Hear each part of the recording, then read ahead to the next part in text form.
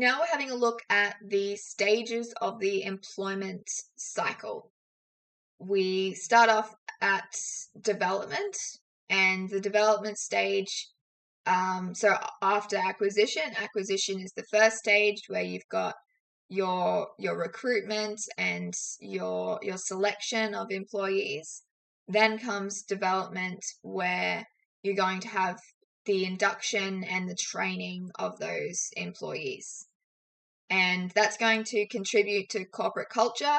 So making sure that employees feel comfortable and knowledgeable to do their work effectively and safely is going to contribute to the culture of the organization.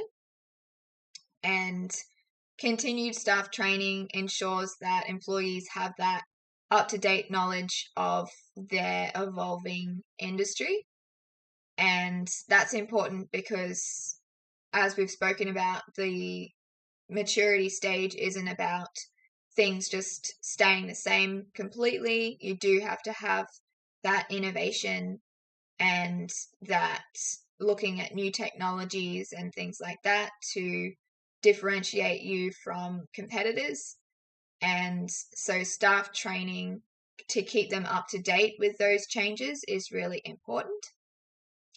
And the development stage also promotes improved retention rates and staff satisfaction, which comes under that idea of stakeholder satisfaction, because if the staff members feel comfortable in their work, they feel valued because you have recognized the importance of them being trained and being introduced to things, that's going to help with, again, that idea of corporate culture and the employees wanting to stay because of that feeling of being valued and knowing their role well.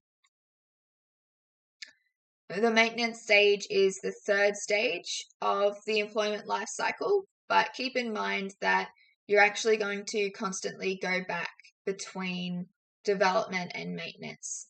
So as I mentioned there, with development, you're going to have training and stuff like that to respond to any changes in the industry, and those changes are constantly occurring. You don't just get trained at the very start of your employment with the business and then never receive any further training. You're going to have to receive training on an ongoing basis depending on what's happening in the business itself and what's happening in wider society. So think about when you had things like COVID-19 and the different training that would have needed to have been done in most businesses as a result of that. So in the maintenance stage specifically though, recognition, rewards, and clear career progression pathways are necessary to support and motivate staff. So you don't want to lose those staff members. So again, it's not just a matter of training them and forgetting about them. You need to recognize them, give them opportunities for growth, and monitor them as well. So performance management is also part of this too. You can track their performance and reward them accordingly, and then that leads to that idea of motivation, and that motivation and that performance could result in career progression. So all of these things are very interrelated. Positive business culture is also really important in the maintenance stage, again related to that idea of inductions and training from the development stage. You need to have rewards and recognition and opportunities for growth in order to minimize staff turnover and limit the recruitment and training expenses that are going to result from constantly needing to replace employees that have left. And businesses can create positive relationships with employees, seek feedback, and maintain transparency to encourage staff retention.